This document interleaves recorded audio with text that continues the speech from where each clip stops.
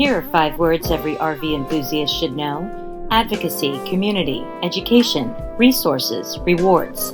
That's what the RV Advisor was built on, along with protecting your rights. Visit thervadvisor.com. This is the RV Advisor Podcast with your host, Tom Alexander. Get all the latest information, trends, advice from experts, stories from the road, and more in the world of recreational vehicles. Now, here's Tom. Hi, everybody. Welcome to the RV Advisor Podcast. I'm Tom Alexander, and my guests today are the Winters. It's Kristen and Gary. Hi, folks. Hey, how are you? Hello. Hi, happy to be here. Yeah, well, it's wonderful to have you. And you shared with me earlier that you're in your home state of Oregon, and looks like a beautiful day behind you there. The weather looks fantastic. And so you just literally not long ago just came off the road after doing all 48 states of the continental, if you will, the lower 48. Man, hats off. That's a big deal. Thank you. It was quite an adventure. Yeah, I would imagine it was. And you've got 2 kids with you as well? Mm-hmm. Wow. And an adventure dog. And the dog. Got to have the dog. The dog is key.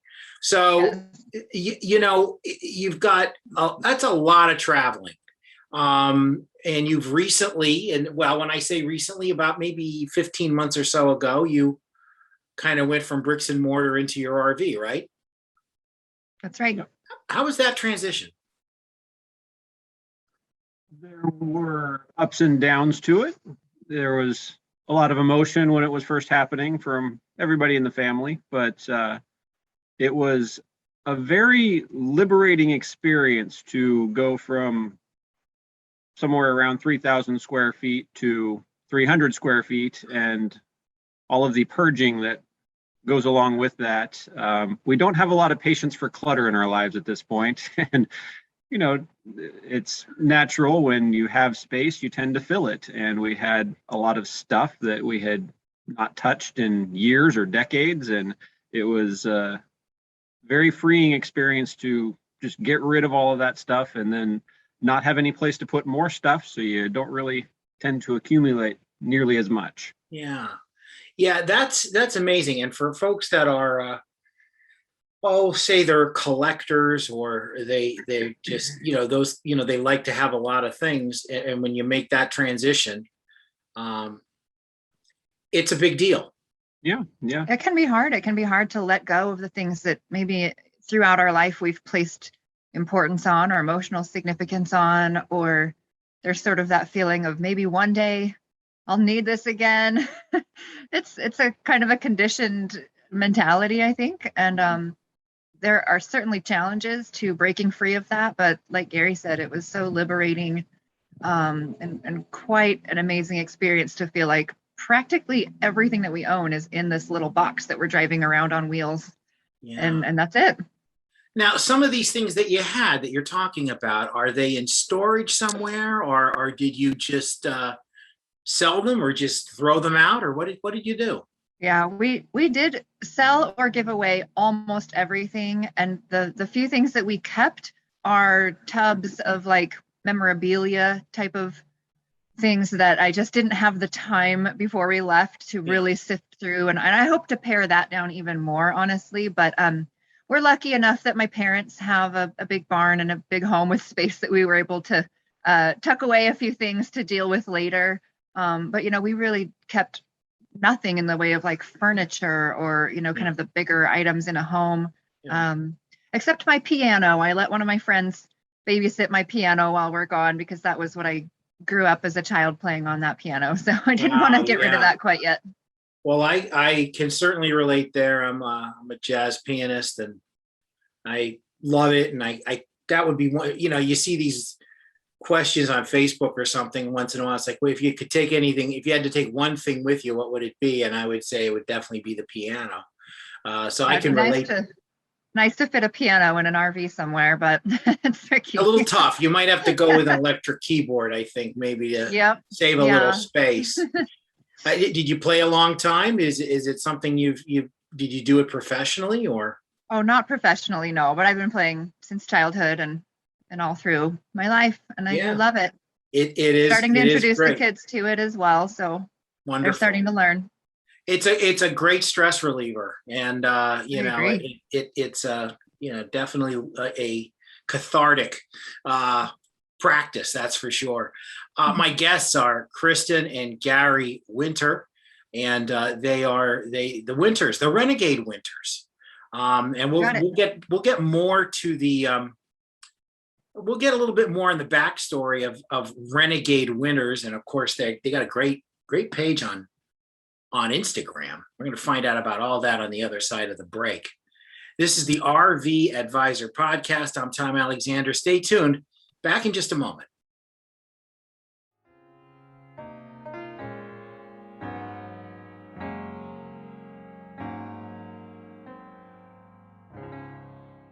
Here are 5 words every RV enthusiast should know: advocacy, community, education, resources, rewards. That's what the RV Advisor was built on, along with protecting your rights. Visit thervadvisor.com.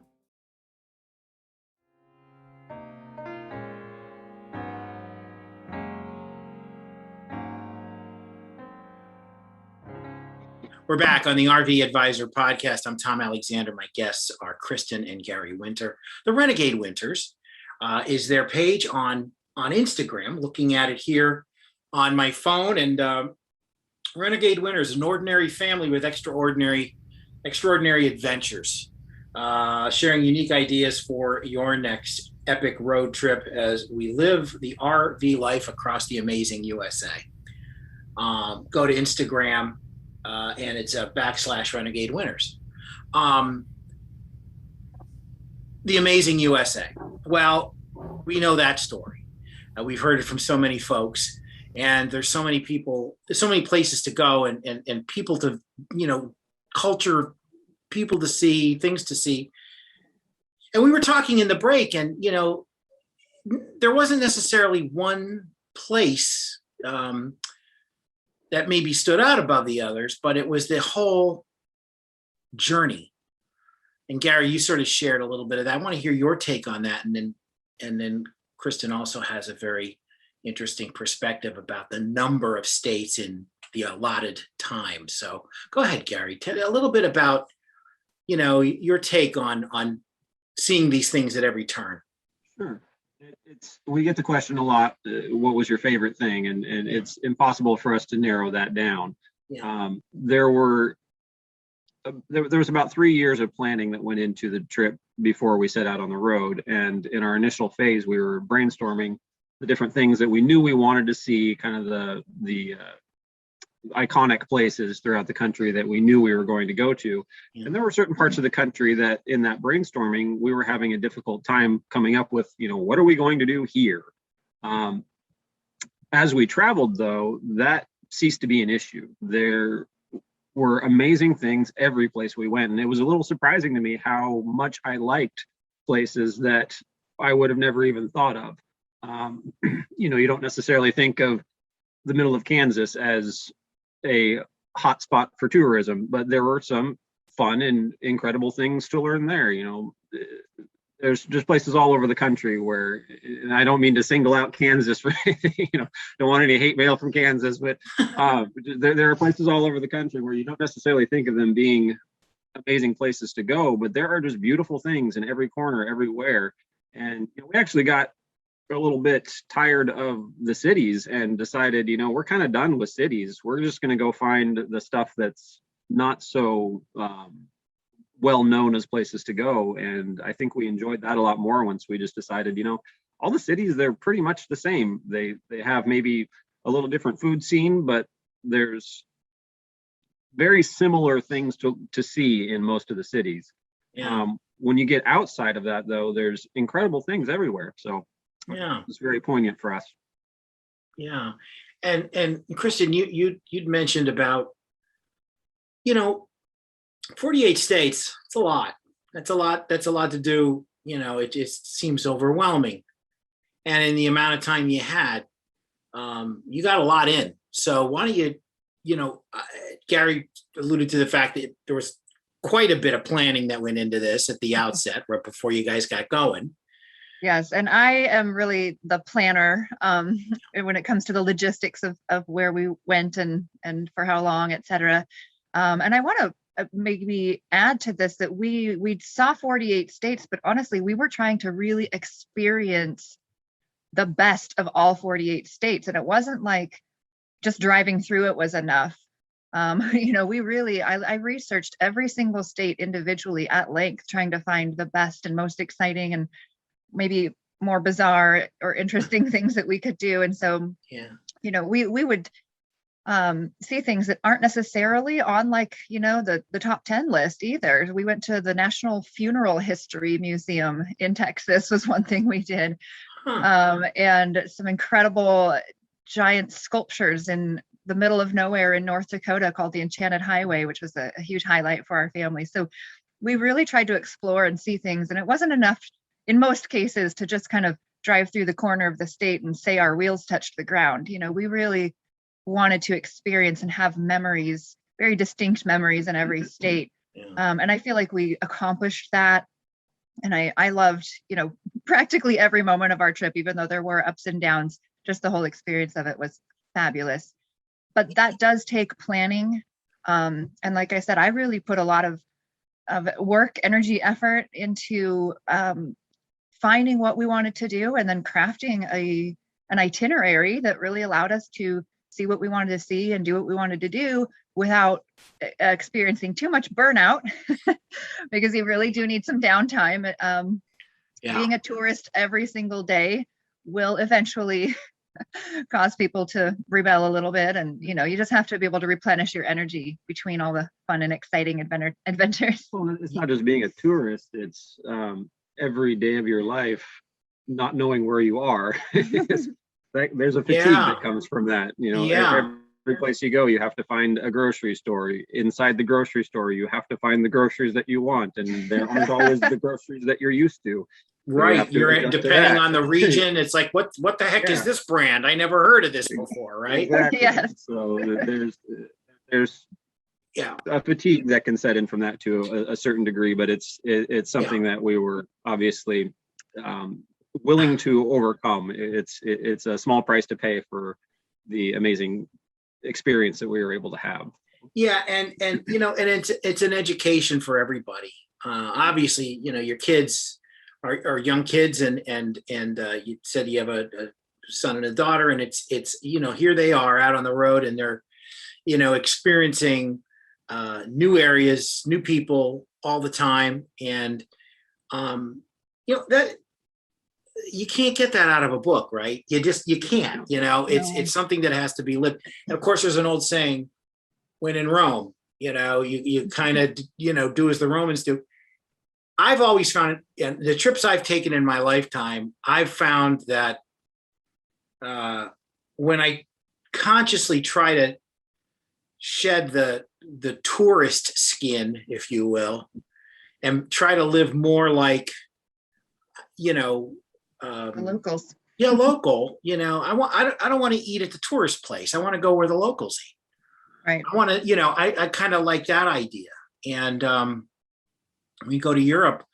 Oftentimes, instead of staying in a hotel, we rent an apartment for a week or something like that, because it's a very different kind of existence. Mm-hmm. And it's wonderful, and so it sounds like you guys are really experiencing that firsthand. I mean, you're living in your RV, which we want to find out about, but you're also, it's a new kind of front porch every day. Mm-hmm. That's got to be a challenge, but an interesting. What are you driving around in? Tell us about the unit you're in. So before we do that, there's one thing I want to piggyback on what you were saying there. I think the traveling that we have done has made the world seem like a smaller place in a good way. You hear about things that happen and you think, oh, that's someplace way over there that means nothing to me. But now we hear about things and it's like, I've been there. I know where that is. I've driven through there. I've been in their grocery stores. I've been in their museums and met the people, and it makes the world a smaller place, and it makes things more real in that respect. So I think it's important to get out there however you can, whether it's, taking a road trip to the next state or doing all 48. Go and see things that you haven't seen before. So, but to your question of what we're driving, we had It's a great point, by the way. I gotta say, it's kind of interesting to be a planetary citizen, if you will. Continue, please. So we were in a 40-foot Class A. Well, I guess we are still kind of in it, and we're in a bit of a limbo at the moment. We've had some maintenance issues that have been ongoing, that we're staying with some family while we're trying to get that sorted out. But once it's taken care of, then we will move back into that until we figure out what our next chapter is going to be. What more would you like to know about it? I can go into, I know more than I ever thought I would know about. Well, you how kind of RVs guessed work, my. so I can go into explicit detail. Well, you kind of guessed my next line of inquiry there, but yeah, actually, it's funny because a lot of times folks that do this when they first they don't have a lot of experience at all with RVs, or have maybe even I can tell you, for one, I'm about the least technical person I know. And it's I would be a little scared saying, boy, can I do this? Can I do the maintenance? Can I, were you, in your own personal background, or backgrounds plural, did you have experience at all, mechanical mind or skills to kind of take this stuff on? Not anything extensive. I mean, I maybe slightly better than average. I've had some jobs in my life that have been somewhat mechanically related, but I'm certainly no expert on anything. And I'm relatively handy, and Kristen is as well. But you don't know what you don't know when you're getting into the RV lifestyle, and things will break no matter what. I mean, we bought our rig new, and we still were expecting things to break, and it lived up to that. It's that's just the way things are when your house is going through an earthquake several times a week. There's just no way around it. Yeah. But we found that we were able to. There was kind of a process that we would go through where something unexpected would happen, and there would be this initial, holy crap, what are we going to do about this? Yeah. And there would be some moments of extreme frustration. Then we would pause and find a solution. And inevitably, we were always able to find a solution. Sometimes we couldn't use everything in the RV for a period of time until we could get something fixed. But almost everything we came across, either I was able to fix it, or we were able to get a mobile tech out in not too long a period of time, to where it didn't affect our travels too much. There were a couple of spots where we did have to take it into some place, and it had to be there for a couple of days, or in one instance longer. Yeah. And as Kristen alluded to, we're still kind of dealing with some of that right now, but it is what it is. I mean, if you choose this lifestyle, you've got to expect there to be hiccups, and be flexible, be creative. Yeah, well, you know what? There's hiccups at home too, at the brick and mortar. There's all kinds of stuff that go on. We've been in this house for almost 25 years now, and we've had our share of bumps and bruises as well along the way. And we live in South Florida, and of course, there's the 6 months out of the year, you're always under the threat of a hurricane. So you always have to be prepared for something. So it's no different with an RV. And maybe more so in some ways, because depending on where you are, you're sometimes, if it's a real crisis, you're at the mercy of, the closest available mechanic. You just don't know how skilled he is, or she might be, whatever, you just never know. You mentioned about being handy, technical, and that helps certainly to kind of power you through some of these occasional hiccups, as you said.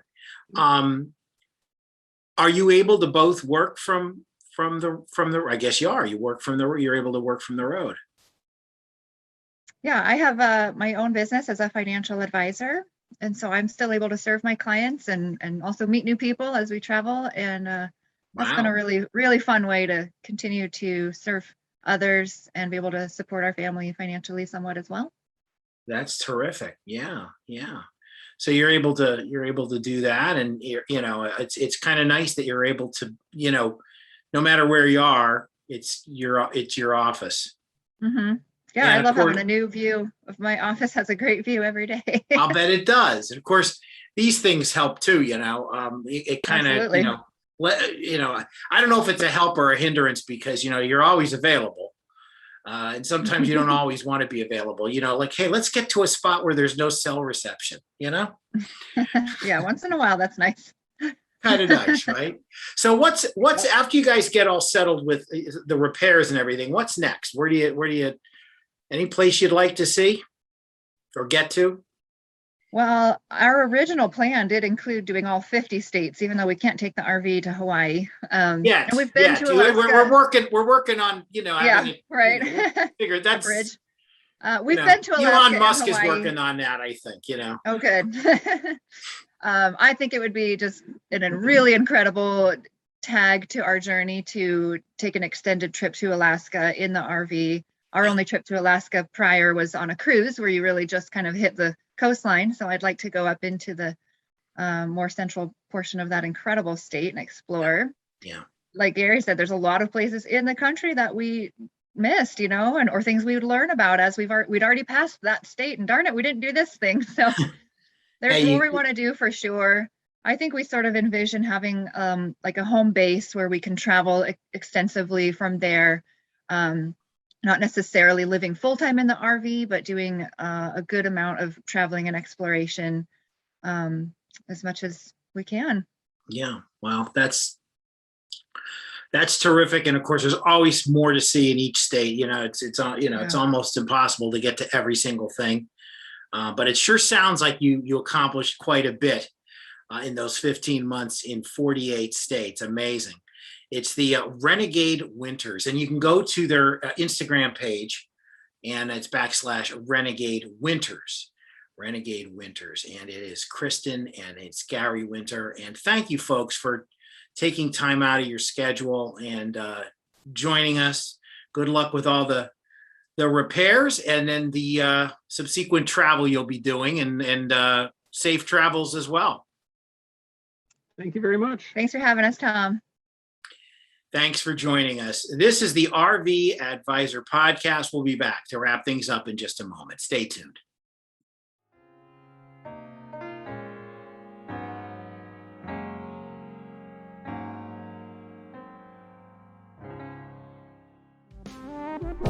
Watch Just Ask Gigi with Gigi Stetler and Tom Alexander. It posts every Thursday at 2 p.m. Eastern Time on our Facebook page.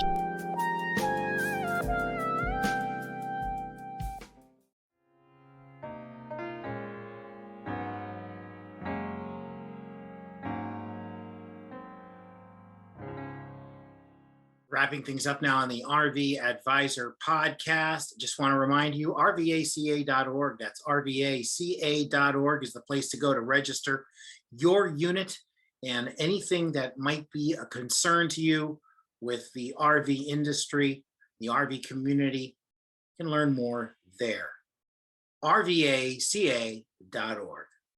Thanks so much for watching. Thanks so much for listening, and we'll see you next time right here on the RV Advisor Podcast. So long, everybody.